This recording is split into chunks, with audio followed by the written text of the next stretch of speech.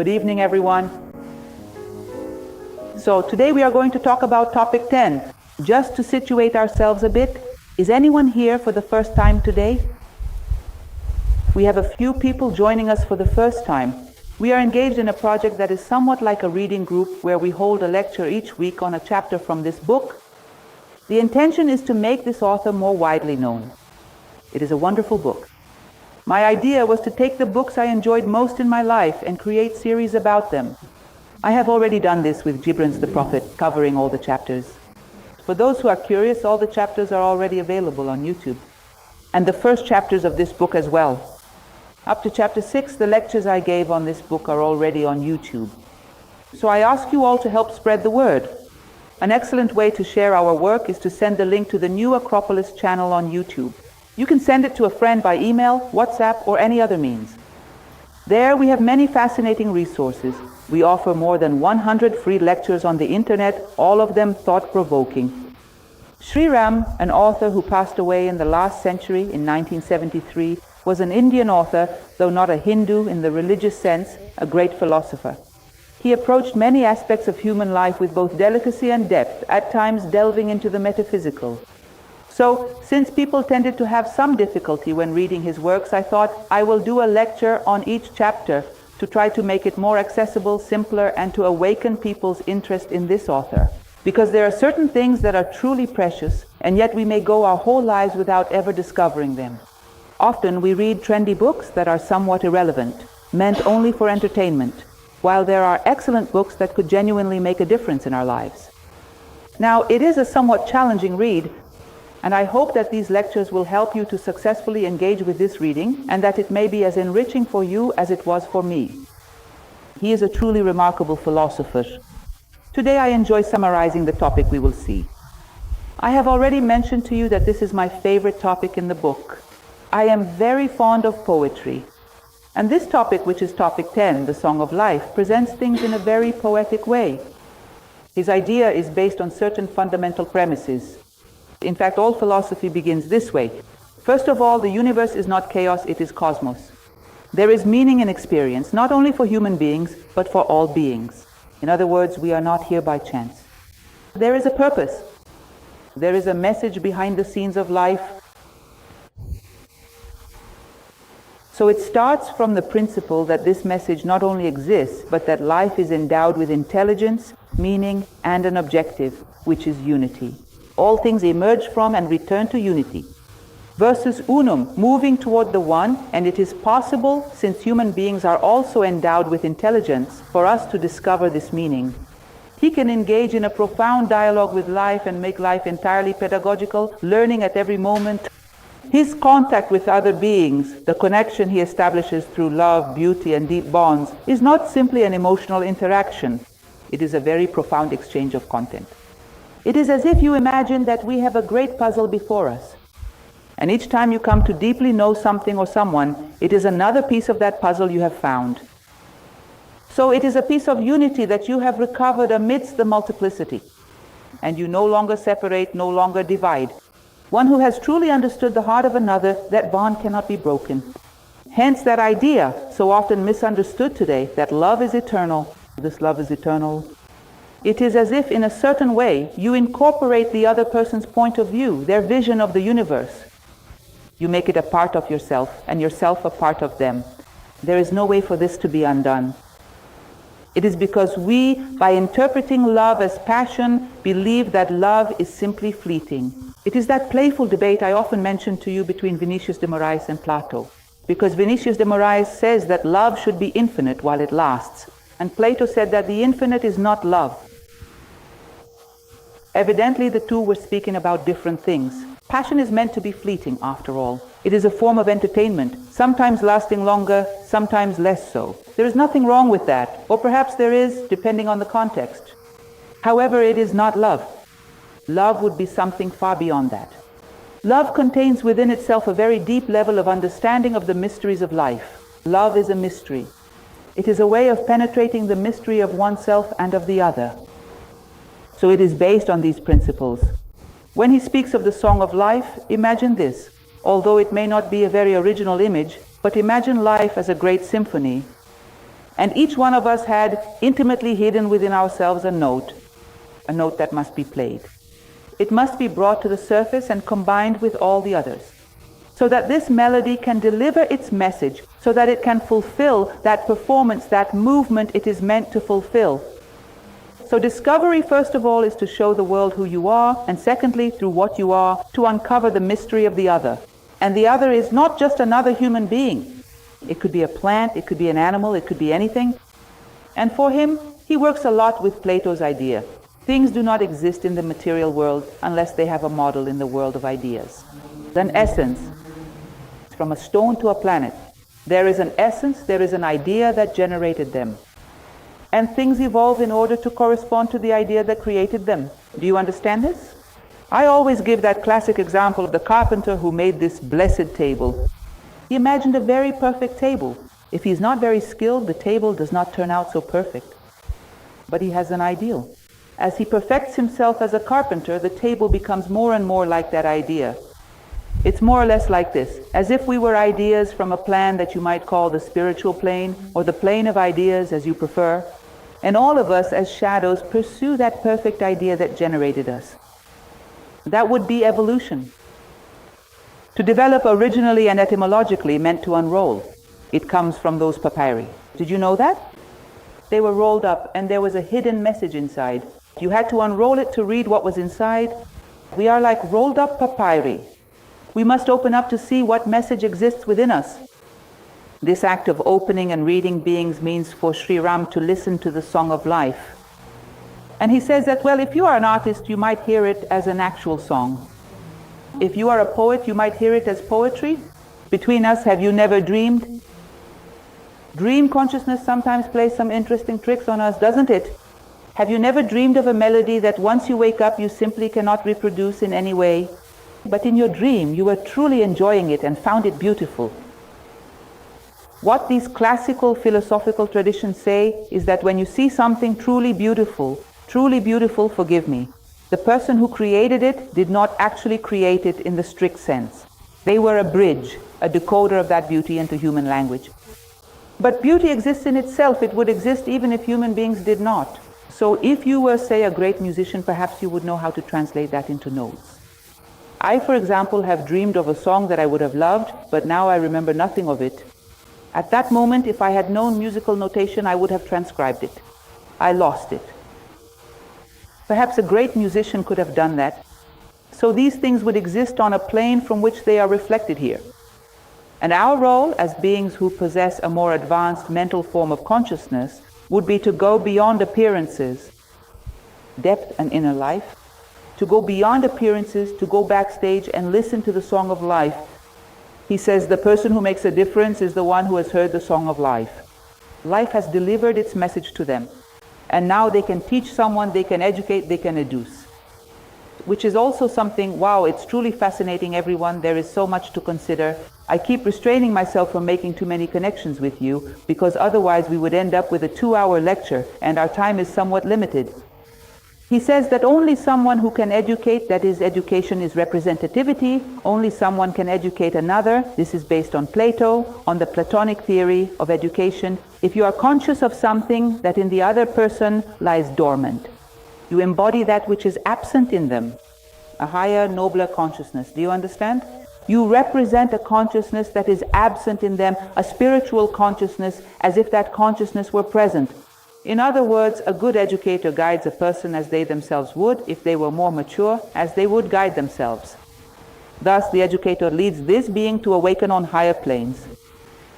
Now, the crucial question, how can you awaken someone if you yourself are still asleep? Do you see? This leads to a series of realizations. Alongside this, we see that the role of the educator is less about possessing information and more about embodying virtue. For the educator, the fundamental condition is the contact of consciousness with the being, and not merely the accumulation of information, which, especially today, can be obtained through other means. Do you see? Isn't it curious? Have you ever imagined a job posting looking for teachers in this way? Wanted, virtuous individuals. No need for a resume, no need for experience, but one must be virtuous. Because when a person is just good and usually diligent and upright, they will quickly seek out the necessary information. But if someone is neither just, nor good, nor upright, what will you make them? Enroll them in a 6-month course on integrity, on kindness. Does such a thing even exist? You know, this question of the deeper aspects of the human condition is quite complex, isn't it? So it is considered a touchstone. Those who in some way have gone beyond appearances and have heard the song of life can sing it for others. And they can help others to discover their own horizon of possibilities. Imagine this. This is beautiful. They say no, past, that there was no such thing as an educational structure of teacher and student as we have today. It was master and disciple. A master could guide someone because he did not see the person. He saw what the person could become and helped that person to see it too. He looked at you and told you what potential was up ahead and helped you see it. He showed you to yourself, helped you to see, illuminated the horizon of possibilities that lay before you. Why? Because seeing the ideal of things goes beyond appearances. But first of all, obviously one must have done this with oneself. So this is more or less the tone of this chapter, the Song of Life. Depth. To find a concatenation, a rhythm, a logic, a melody in the events of life, in the backstage of life, in such a way that it gives you a curiosity to communicate with this hidden interlocutor who from behind the scenes is telling you things all the time. In very curious ways, you begin to connect the events and to realize that life is pedagogical, that it has a language and it is telling you something, it is trying to convey something to you. So he begins in some passages of this book to quote other books. Particularly in this theme 10, he is going to mention a book which is one of the most beautiful I have ever read in my life, called The Light on the Path. A very small, beautiful book. It is a transcription of a part of a Tibetan book called the Book of the Golden Precepts. This here is a passage from The Light on the Path. Listen to the Song of Life. Life itself has a voice and is never silent. Learn from it the lesson of harmony. So notice this, life made each being like a musical note. No being is dispensable, no being is silent. Within themselves, each one carries a message. No one is empty by nature. One becomes empty through complacency or impulse. But everyone has within themselves an essence that, if communicated, brings harmony. This is interesting, as he himself says in another passage in a book, that when you have a group of wise people, they do not need to make an effort to coexist, because their voices are like notes in a melody. When spoken, they harmonize. It is almost a continuity of ideas. One complements the other. Have you ever imagined that? I wonder, in Plato's Academy, were there many problems with coexistence? It seems not. When you reach a certain level, your most intimate expression does not clash with that of another. It fits, like pieces of a puzzle. Do you know why? You have polished the rough edges of your own piece, and it fits perfectly with those of others. It is a harmonious coexistence among people whose consciousness resides on a higher plane. Imagine ascending a pyramid. The higher you climb toward the apex of the pyramid, aren't you more united with those who are ascending alongside you? Therefore, if you find yourself increasingly pushing people away, becoming ever more abrasive, I suspect that we are descending rather than ascending. Do you understand? Because when you descend, you create distance. When you ascend, you unite. It is a natural tendency. He says that the universe, when fully conscious, fits together perfectly. There is not a single piece left over nor any missing. There is no such thing as chance in the universe. There is a passage from the Tibetan tradition that I always like to mention. I find it very interesting, from a book called the Bardo Thodol, the Tibetan Book of the Dead, which says the following: if there were a single minute in your life that had nothing to teach you, that minute would already have been removed from your life. Life teaches you at every moment. There are no leftovers, no shortages, no lacks or excesses, neither in time nor in space. Neither are things silent, nor are the moments of your life mute. Everything is telling you something. How many voices does life have? How many have we already heard? How many times? Did I really close the circuit on this? I know, because it happened in my life, and I know what life wanted to tell me through it. This person who crossed my path, I closed the circuit with them. I understood the reason why. They revealed something very important to me, something I would not have seen if it weren't for them. And I did the same for them as well. we reveal, we shed light on something that we needed to see from that point onward. Otherwise, we would not be the same. So this is quite interesting. Life itself has a voice and is never silent. Learn from it the lesson of harmony. When you remove the excess from things, it is as if you have a puzzle whose pieces are deformed. When you remove the excess from them, they fit together. When things find their true identity, they become harmonious. And the excesses or deficiencies that arise from apathy or desires cause us either to remain static or to simply react. We never truly act, we never take initiative. When we achieve this action that comes from our own identity, we are all harmonious. So deep down, coexistence, the problems of living together, fall among us, they scatter us. But it must be 90% of the problems in our lives, isn't it? I always joke with my students, we can't stand living with people nor without them. It's a torment.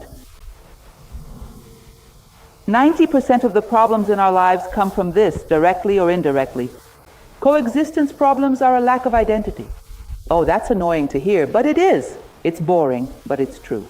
And by facing this, we have a better chance of resolving it, of finding a way out. To hear, to be receptive, to produce a certain silence within you, without worries or memories, to listen with your being, with your heart, to perceive the true nature of things. This is too complicated a thing. It would require a reasonable, basic, nothing extraordinary, reasonable mastery over our thoughts and our emotions.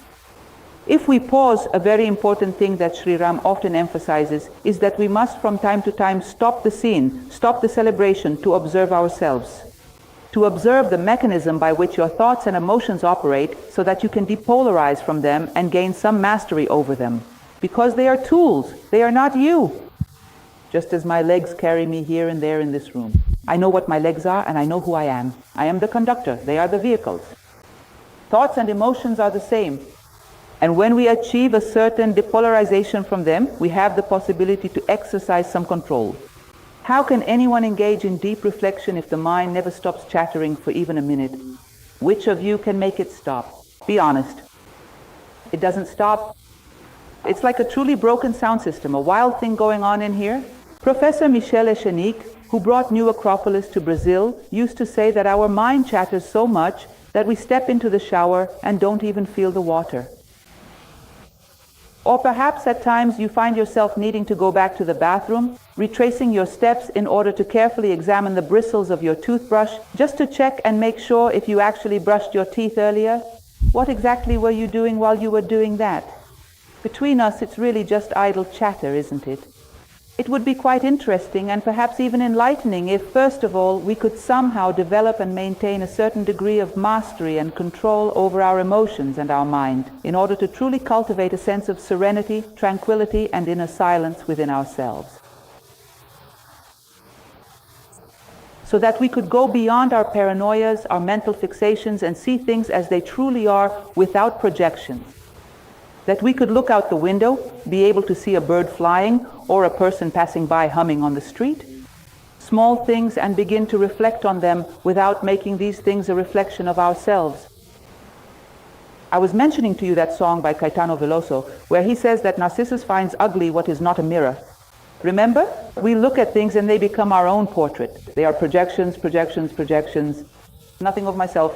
Things in themselves, beings in themselves. What are they saying? What are they seeking? Where is it that all things are moving toward? Deep down, what do beings truly want? Truly. What lies behind all their yearnings? What is the great motivation of humanity? That person walking down the street? All the noises I am hearing around me, what are they really trying to say? What is behind it all? What is the hidden voice behind all the noise? And to ask questions that at times may seem like madness to the ordinary person, but to a philosopher make perfect sense. And in general, he receives some kind of answer. He understands something, a little. A little of the logic of how things work, a little of what people are seeking, a little of another's heart, when he manages to produce a certain silence within himself. It is somewhat like what that book says, The Voice of the Silence. A reasonable mastery over one's emotions and thoughts. To produce an observation where you step outside yourself, project yourself outward, and see life as it truly is, and dare to think that it is intelligent and is trying to tell you something. And this, of course, involves a very important element, which is being genuinely interested in it. That matters as well. We are so conditioned in our emotions, we talk about thoughts, but we don't talk about emotions, that we like to dwell on just a handful of things, and only those things. And we have a certain habit, a certain resistance to stepping outside of that. And I will stop to think about things like these, which seem irrelevant. I find that curious, you know? What do you mean? You might go through a situation one day, I don't know if any of you have, where you invite a friend to come attend a philosophy course lecture. And they say, I don't have time to listen to these lectures about those old people, those outdated things like this Plato who lived 2,400 years ago. I've got more important things to do. But what? What is it? Window shopping, watching television, picking up the newspaper to read about the latest corruption scandal, new today, but by tomorrow surely there will be another. What is it? What is so relevant in our lives?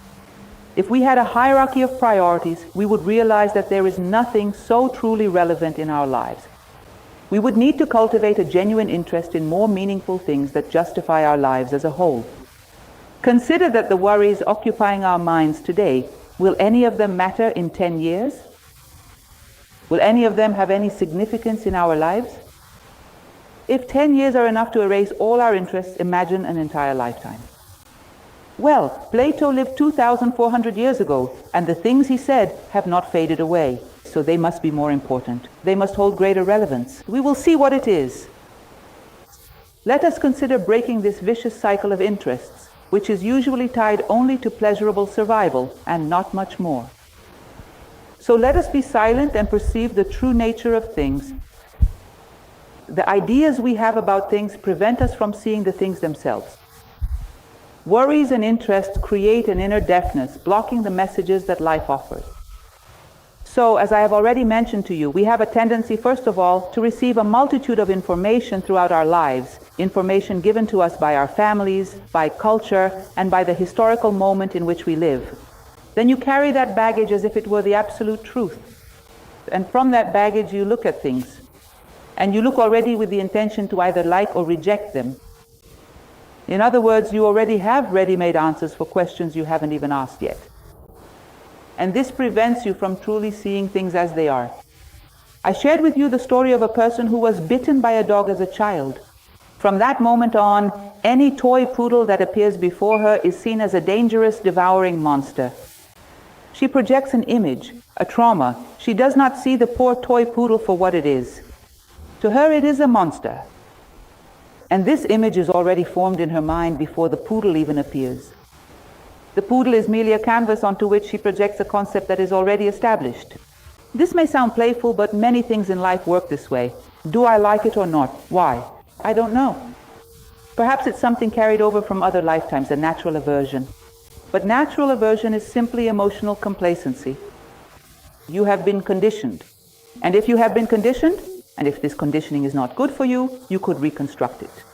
In fact, this is one of the most delicate topics.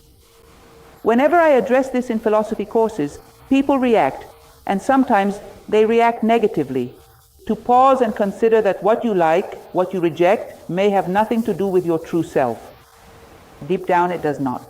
It is merely social conditioning.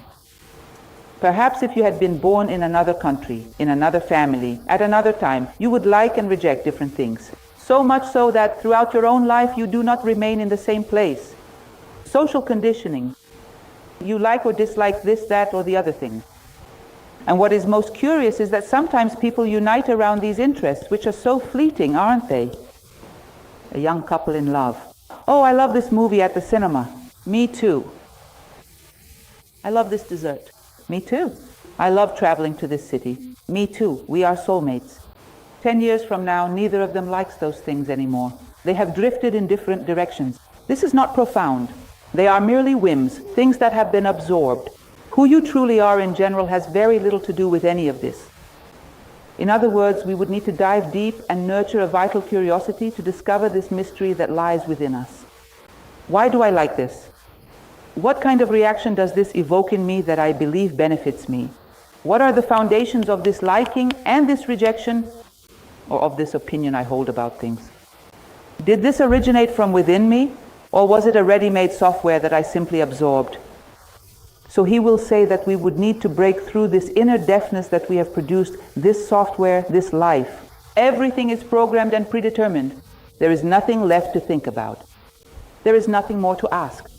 We have already been told everything. We already know everything. How can it be that we know nothing? The philosopher is usually someone tormented by mystery. You must be aware of this. You look at things that once were an old photograph, you see those people, those circumstances, and you ask, where did all of that go? How is it that a being so vivid, so full of ideas, so full of feelings, suddenly disappears and no one knows where they went?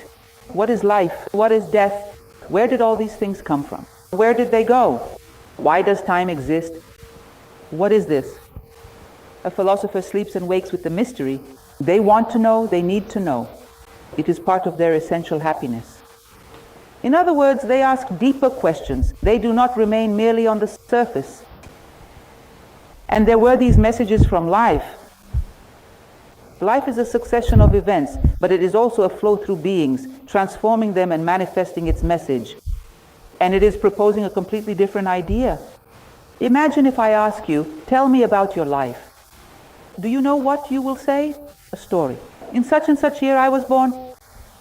In such and such year I had my first birthday, I received a teddy bear. In such and such year I got a bicycle. You are talking about your story. All right. That is one of the meanings of the word life. But the main meaning of the word life is a flow that nature wants to send into the world. And you are the emissary. A message that you came to deliver to the world. A message that passes through you and manifests itself or does not pass and becomes blocked, making you unhappy. You are more or less unhappy depending on whether you fulfill what life expects of you or not. In other words, life is a living flow, a moving flow, a current that transforms into action through living beings. And beings are like emissaries of these messages of life. They are more or less fulfilled the more they allow this flow to pass through them. Because when life passes through beings, it brings forth the best within them. It brings their potential to the fullest so that they may express what life wishes to convey. Thus, those beings who serve life, instead of wanting to be served by it, fulfill their human potential to the utmost. In fact, I mentioned to you some time ago a film that I watched. By the way, every lecture has to mention a film. There's no way around it. I will do a cineculture event. There is an old French film called The Music Teacher, in which two opera singers compete with each other. And one of them became very successful, while the other was somewhat overshadowed. And the one who succeeded was asked, "Why were you able to be victorious?" And the other was not. And he replied, "Because the other thought that music should serve him, but I have always been a servant of music." I found that so beautiful. I am a servant of music. I never wanted it to serve me. Do you see? It is almost the vision of a priest, a custodian, a pontiff, someone who builds a bridge between heaven and earth. And for this reason I was able to express it, because I did not wish to claim for myself the merit that belongs to life itself. I did not want to take for myself the merit of the messages that this life wishes to offer the world. I wanted to be a good servant. I mentioned to you in a lecture a few weeks ago that even pedagogy is like this. When a teacher wants to showcase their own personality, generally they do not touch anyone very deeply. But when they wish for something deeper to pass through them, they are sometimes able to provide true education, to touch the hearts of people. This is how it is in everything, and this is how our life is. That is, life flows through beings, transforming them and manifesting its message. This is yet another passage from the Light on the Path. One of the projects I have always wanted to undertake was to talk about this book, and until now I have not gathered enough courage, because it is even more metaphysical than this book. But it is a wonderful book for those who are interested. Look seriously at the life that surrounds you. Look seriously at the life that surrounds you. It seems that we have not done this seriously until now. We are playing at living, floating above life. There is a passage in which Sri Ram arrives and asks a truly unsettling question. When will you set foot, at least once, in the real world? Until now, you have been floating, a bubble. A bubble built from images, fantasies that you projected of what you wanted, of what you wished the world to be, or of what others wanted you to think the world was. Because sometimes Our fantasies are not even our own. They are absorbed from the collective. When will you tire of playing and set foot in the world at least once to say that you truly lived in the world and did not merely float above it? Isn't that unsettling? In other words, seriously observe the life that surrounds you, what things are in themselves, and not just what they serve for me. Forms express clearly or fleetingly a divine idea that resides within them, all of them, in a more or less complete way. When they express this idea in a less complete way, you can help them express it better. Exactly that idea of the master I spoke to you about. You see the ideal within things and can help them move toward it. That is why you are a benefactor. You benefit all things that cross your path, and by benefiting them, they open themselves to you, and an intimacy is established, heart to heart. This is concord. Heart to heart, which is true love. Can you imagine true love existing without a deep connection, without intimacy? If we do not even have intimacy with ourselves, what is it that we call love? What is it that we are living? Do you realize that we live in an illusion where very little is truly real? This is serious, it is delicate, and we should reflect on it. A great illusion that we call life, where everything is more or less. Everything is halfway, as Gibran used to say. Like water that quenches only half of our thirst. So, he says that all things carry within themselves a message meant for you. And if you know how to penetrate deeply into their essence, you learn the language of life. And you communicate with all things around you. There is little consideration and authentic feeling for others. At times he is harsh. He says people are all disconnected, living in their own bubbles. No one is truly with anyone else. There is no touch, no intimacy. No genuine feeling is established. Because there is no recognition of the other. How can you love something you do not even know what it is? Without recognition, there is no deep connection. So you notice that the mental frameworks we have behind what we usually call love are, in fact, utilitarian. I'm afraid of loneliness, I feel needy, I need affection, I need someone to be with me, to keep me company, to be my friend, to be this, that, and the other. Deep down it is all about me. There is very little genuine interest in the other person. So we do not break out of our bubble. We end up going through life alone on the outside. And it is interesting because when you observe a big city like São Paulo, people are usually more lonely than when they are in a small town of 10,000 inhabitants. It is not a matter of the number of things around you. It is about the intimacy you do not establish with them. There was a Roman writer named Lucretius, a poet, who wrote a book called On the Nature of Things, The Hero and the Natura. He presents a situation that I find interesting. Imagine two young men interested in a young woman. One of them is dating her, while the other only watches from afar. Both of them are frustrated. In truth, what they truly desired, neither of them has attained. One touches her body, the other does not, only observing from a distance. But in reality, both are in love with a beauty that is far beyond the body. But they are unable to touch it. So in fact, neither of them is truly with her. We are only reaching an external, superficial layer, whether closer to or farther from the body, but neither has had real contact. In other words, there is no possibility of love. Deep down, we have come into this world to be with one another and to complement each other mutually. We are not even truly with ourselves. So we end up like bubbles, isolated. In general, we try to look at the things around us to see what we can take and bring into our own bubble. I often share a story that once came to me over the internet, a simple one, and I don't even know if it's true. But even if it were just a fable, it would still serve its purpose. I really enjoy telling this story. It was about a university professor. It's a text you can easily find. It's called Public Invisibility.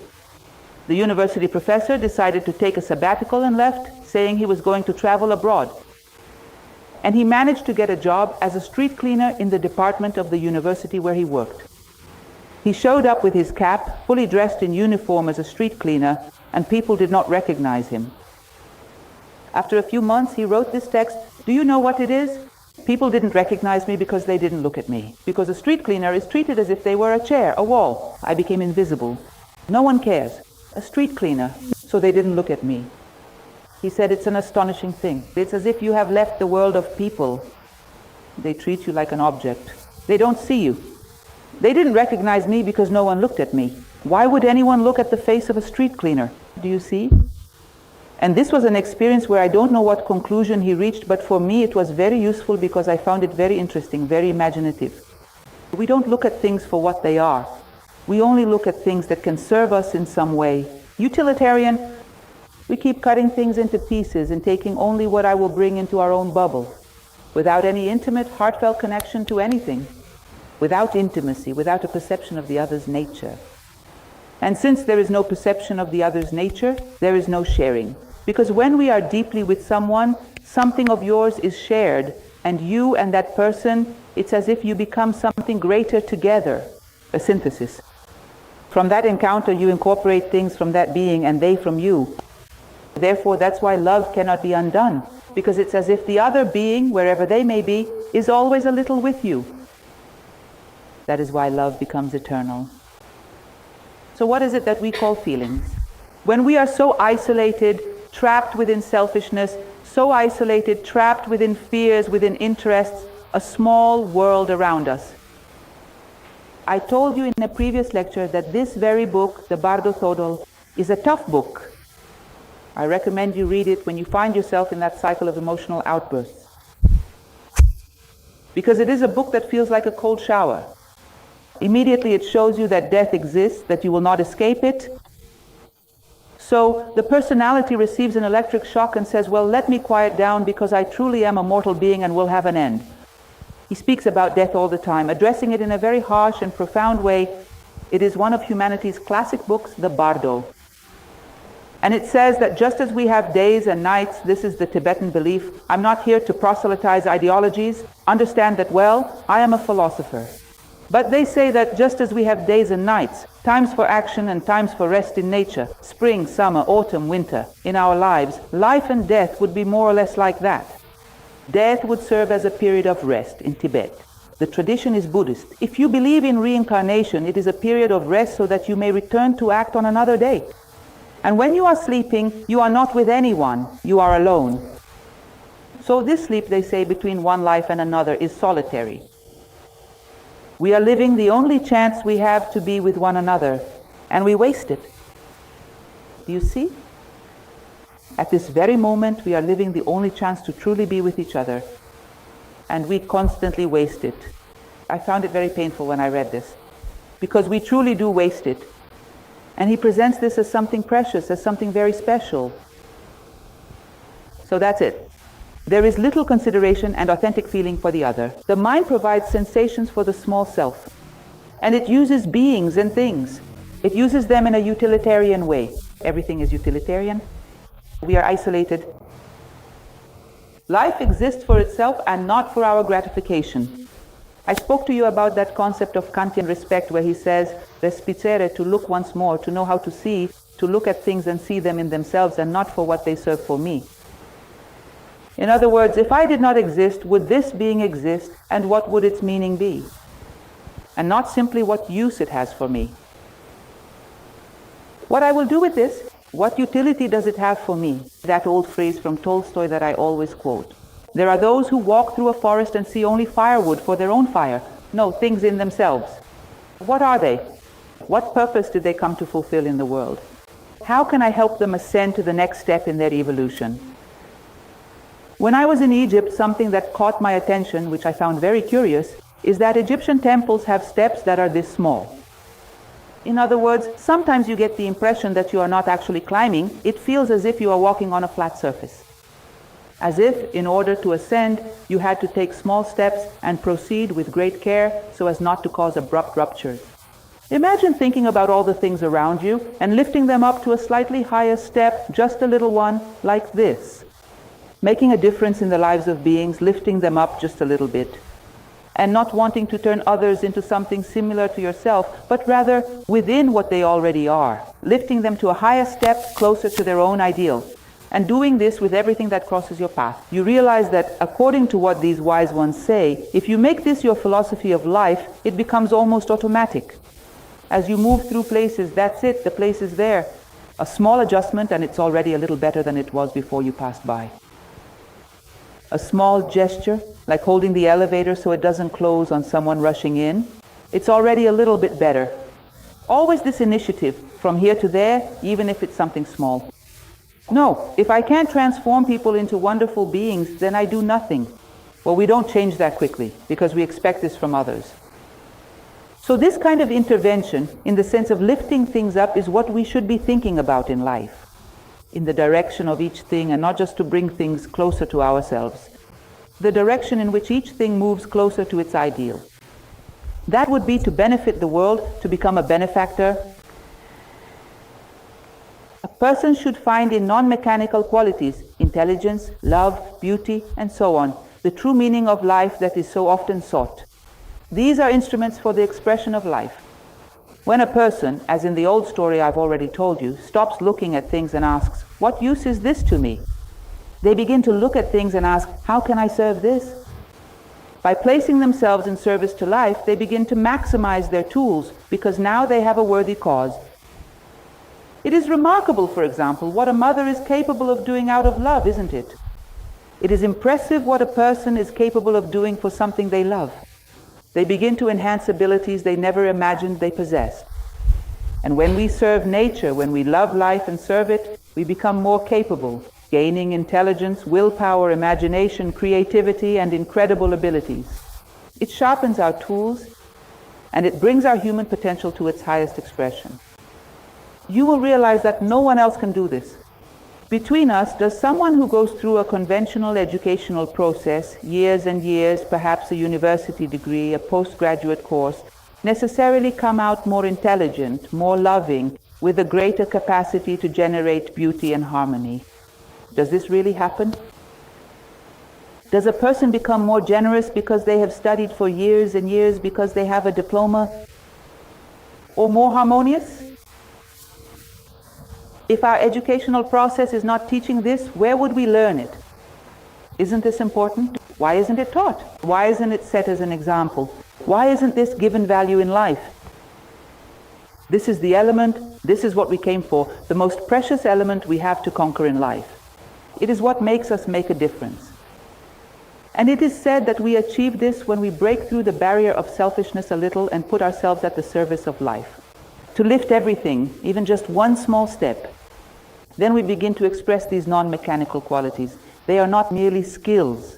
I know how to do a math problem. I don't know carpentry. All right, that is a mechanical skill. It is a skill, but it is not truly a human quality. A human quality is what you do with what you know. You know, simply put, a mathematical equation can be used for the good or the harm of humanity.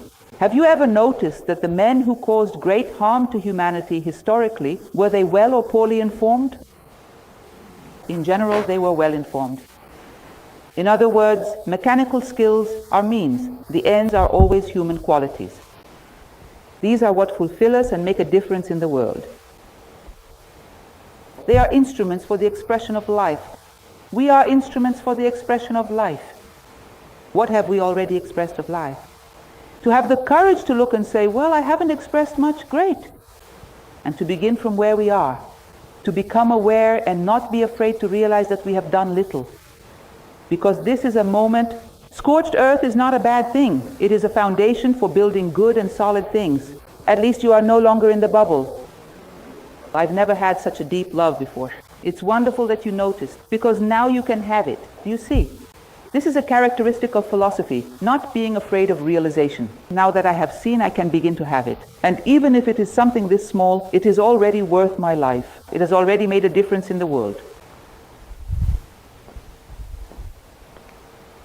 When the small self of separateness disappears into inaction, the mind serves life. The human being becomes beautiful and capable of attracting all the love that exists. In other words, there is no need to chase after love. Love begins to chase after him. Because he is one of those who benefit life, who serve life. Look how interesting this is. Selfishness is gone, separateness is gone. So what will the mind do? Because the mind is a tool. It is like a mirror. It can turn downward or upward. Do some of you remember who may have attended other lectures of mine where I spoke about an exercise I did in the classroom here at headquarters, including, for some of my students in a particular subject, I asked them to spend an entire day trying not to criticize anything. Every time they criticized something, they were to make a little mark on a piece of paper, like drawing a small square and making a line through it, then another. In other words, they were to try to cut off the mental patterns of criticism, and the result of this was very amusing. We laughed a lot together about it, because people would tell me, "Professor, I ran out of mental topics," because everything I thought was critical of something. So since I couldn't think critically, I started to pay more attention to things, to the outside world. I realized there was a molding on the ceiling at my workplace, and I've worked there for 20 years and had never noticed it before. You start to notice a flower blooming in the garden, outside the window of my apartment building. That must have been there for who knows how long. The tree, I didn't even know what kinds of trees were in the garden. I began to notice so many things because I couldn't turn inward without being critical. So I started to pay attention to a whole range of other things I hadn't seen before. I find this interesting because the mind is a tool. If you take away an employer, which is selfishness, the mind becomes unemployed. It will look for another being to serve. Who do I work for now? It turns upward. Then it begins to notice things, beautiful things, noble things, elevated things. You have severed the mind's bond as a slave to selfishness, to vanity, to serving simply to find more reasons to see yourself as the most special being in the world. If you have cut off this utility from it, it will have to look for another employer. Naturally, it turns upward and begins to perceive things that until then we had not seen. And the human being begins to act like a magnet, a force of attraction. There is an example from Professor Jorge Angel Livraga Rizzi, the founder of New Acropolis, which he shares. To help you imagine, a sheet of paper is a very simple example, but I find it quite interesting. And you place a magnet, let's say a round one, underneath this sheet of paper, and a pile of iron filings on top. Then you give the paper a little shake. What will happen to those filings? They will all move over and form a circular shape, right? It's very simple, very easy. It doesn't matter how you move the paper. It will happen automatically. Now, if I don't have any magnet at all, and I ask you to move this paper in such a way that the filings form a circle, do you realize how complicated that would be? Oh, move it 45 degrees to the right with a vibration of I don't know how many hertz, then up, then down. You would have to do a whole lot of math, and even then the circle wouldn't turn out very well. All you have to do is place the magnet underneath, and no matter how you move it, the circle will form. As long as you have a magnet behind it, a core of values, virtues, and wisdom, an essence capable of radiating feelings, then whatever movement you make in life, you attract the filings, and they take on the shape you expect. Otherwise, we end up searching for mechanical external formulas. To resolve our problems of coexistence, to resolve our relationship issues, and it's like a recipe for moving the paper to form the circle. Move the paper any way you like. As long as you have a magnet, it will work. If you have something behind the superficial paper of life, any movement you make will allow things to take the right shape. And there is no way for us to make a movement that is so perfectly exact in this way. But we can have deep and true purposes behind it, which move life in the way we hope. We are already finishing up. I know some of you have class. That time is a bit short, but you have no idea the juggling it takes to fit all of this into such a short time. We are wrapping up now. Without the barrier of separateness, we come to know people intrinsically. That which I spoke to you about, the mystery, the intimacy, to truly be with another, to know what the other is, and to share a bit of that essence. Learn to look intelligently into the hearts of human beings. This is the light along the path. Learn to look intelligently, intelligere, to choose from within all that a person is not, their essence hidden deep inside. Sometimes not even he has seen it. You help him to see. In fact, this is one of the deepest symbols of friendship. To bring to the surface what is best in the other, which sometimes even he does not see.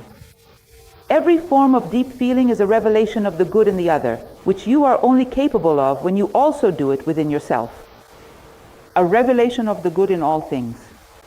That is, learn to look intelligently into the hearts of human beings. Ask yourselves difficult and uncomfortable questions. How many friendships do you have? On what are my friendships founded? Would my feelings in general withstand anything? What do I share with others that makes them better? I am asking you a lot of difficult questions. One day, I think I will do a lecture composed only of uncomfortable questions you should ask yourself before going to sleep.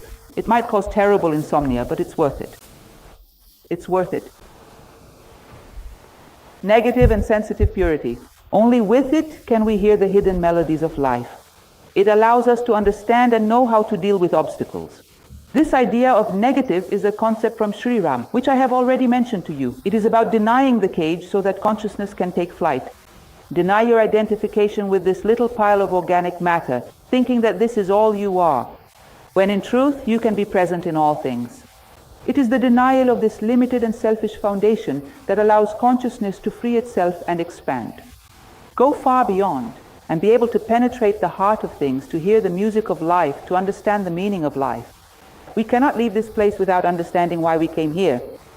We cannot merely survive without ever having truly lived. Then, as he will say, one understands, one knows how to deal with obstacles. Because when you penetrate deeply into the heart of things, it does not mean that they become good because of it. They are dual, all beings are dual, ourselves included. Plato said that we are a mixture of one and the other. They are a mixture of shadow and light. But from the moment I see the light that exists within each being, I communicate with the light and ignore the shadow. And sometimes it is an opportunity for that being to bring this light to the surface. I don't know if you understand this concept. Imagine a simple example, a person who only speaks German, and you studied a little bit of German back in high school, just a tiny bit. But since this person only speaks German, they bring out that little bit of German I know, otherwise I can't communicate with them. A person who is attuned to goodness is like this. They will draw out the good that exists within the other person. Otherwise, there is no real communication. And perhaps this was the only opportunity that this being had to experience the goodness that exists within them. So this person, as they bring light to everything, leaves a trail of light wherever they go. You must strive to be better, because otherwise you cannot speak their language. You have to bring forth the best within yourself, because otherwise there is no understanding, no true communication. And perhaps this is the only moment for you to recognize this best within yourself. So things do not cease to be dual, but we no longer focus on the morbid, which is the habit of criticism. Instead, we focus on the luminous, which helps all of you to see this. Thus, one comes to understand and knows how to deal better with the obstacles of life. There is a perfect, instinctive, and automatic harmony. In other words, you look at others and feel a sense of sympathy, of recognition. And this recognition is often mutual. You become a charismatic, profound person capable of expressing and helping others to express their feelings. Life flows as interest, as attention, as perception, as feeling, sensitivity, and love. And it creates forms of harmony and beauty. By your works I will know you. It is said that a person who possesses a certain self-knowledge, a certain depth, leaves a trail of harmony. Therefore, they leave light along their path. They leave a trail of harmony and beauty. Beauty is the result of someone who has perfectly fit all the parts together. Why is that? Because they knew the recipe, they knew the model, they know how to do it. They know something of unity, and therefore they know how to generate it in the world. Life that is not constrained is harmony and freshness. The body is a compound that stiffens and deteriorates.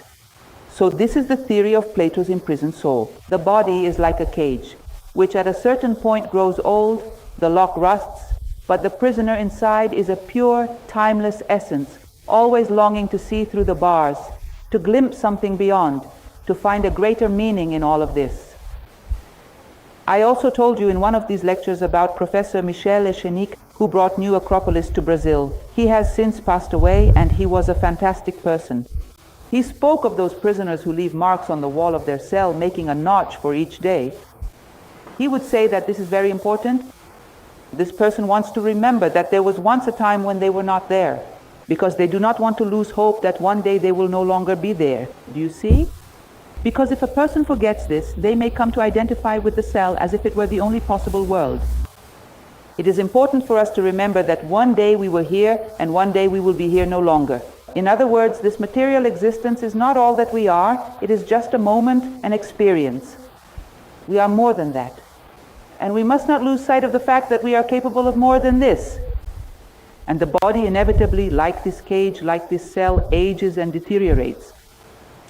The sense of beauty does not arise from the mind. Nature tends toward beauty, and pure intelligence reveals all its possible harmonies. Therefore, you will see various philosophers discussing this. David Hume, for example, spoke about it, about the reliable observer. Do you want to know what was considered beautiful in ancient India? In Tibet, in China, in an indigenous tribe? Find a virtuous person and ask them, because they possess a sense of harmony. Therefore, if they have harmony within, they recognize harmony outside themselves. Do you want to know what is beautiful? Seek out someone who is morally beautiful. Ask them. Whatever they say is a respectable and considerable opinion. It is a trustworthy judgment, as he used to say. Do you understand this? Because he possesses moral beauty. He has harmony. So he knows how to create harmony and how to recognize it. Considering that moral beauty is somewhat rare in our current historical moment, it is no wonder that we are a minimalist society that worships the ugly. You have no idea how psychologically complicated this is, because external ugliness reinforces moral disharmony. So it becomes a feedback process, where one feeds the other. I don't know if you notice what I am saying. I am trying to be as quick as possible, but there are certain things that are truly striking. You go to an antique shop and pick up a little spoon there. Look at the amount of work they put into the handle of a little spoon. I don't know, at the beginning of the last century,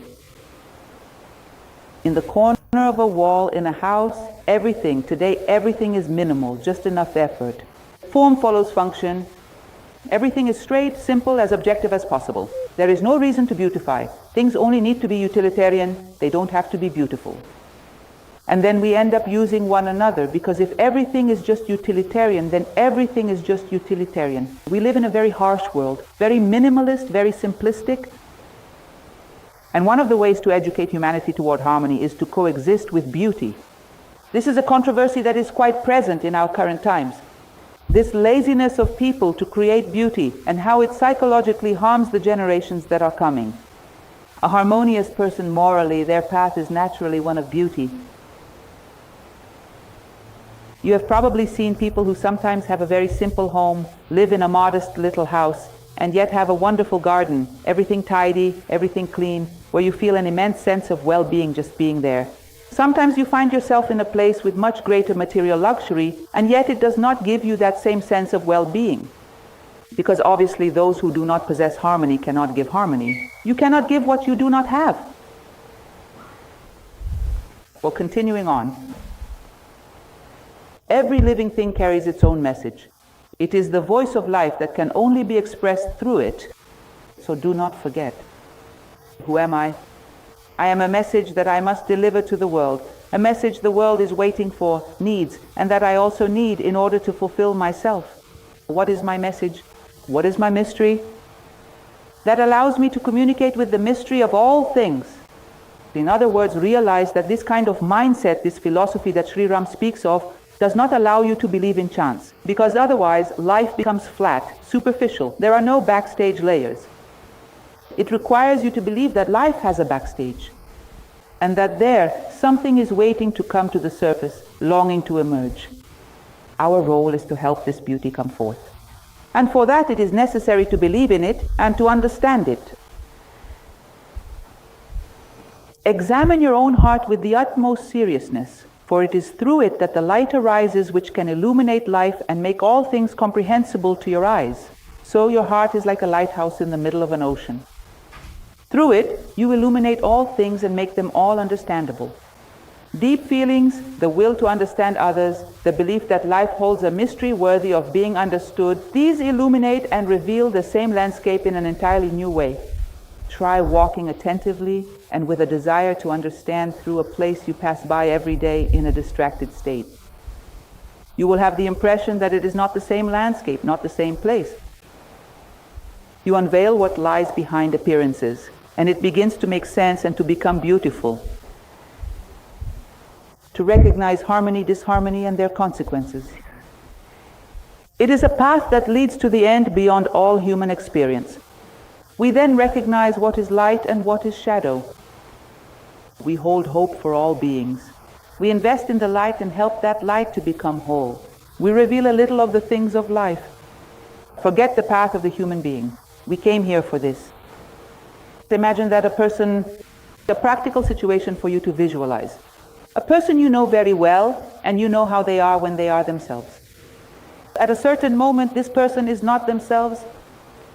You go to speak with this person. Imagine the possibility of you dividing her in half in your head. And even though she is in that bad moment, you treat the person you knew and pretend that this momentary anger is like a child standing beside her giving opinions. It's not really her. It's interesting because you create in her the possibility to detach her awareness from that. You separate and value what you truly wish to value. Try this. You will notice that it creates a very interesting feeling in the person on the other side, because she feels as if you have split her in two and ignored that voice, which truly does not belong to her. And little by little, you empower her to do the same. You separate the other person as well, and you engage with the person you truly know, ignoring that noisy voice. You help the person. Align yourself with the best within the person to help them overcome their shadows. What do we usually think when someone is not doing well? Look at that hypocrisy. She's never like this. Now I see who she really is. But what if she is actually the other thing? And this is a weakness she is trying to overcome. Why don't you join her in fighting against it? We have the choice to align ourselves with the light or with the shadow. But this depends on how much we align ourselves with the light within us. In other words, to believe that behind the scenes of life there is harmony, and to invest in that. This is to be an agent of expressing that harmony in the world. It's not easy, is it? We are philosophers. We are trying to live this. We are not sages. We have the spirit of improvement, not of perfection. But if we realize that there truly is a movement behind the scenes of life, that is already a beginning. There is a life behind all of this. And it is a life that is trying to express itself in our current existence. And when it does express itself, it gives tremendous meaning to everything that happens. And this tremendous meaning, we can call it human happiness. And we can have it and we can offer it when we are not superficial. This is his idea of the song of life. It is poetic. Life has a poetry to tell you. Pay attention. Pause for a moment, and today. Well, that's basically it. Keep in mind that this is a relatively long chapter to summarize in 50 minutes, so we have to share some ideas that are profound. I hope that for you they are useful and meaningful.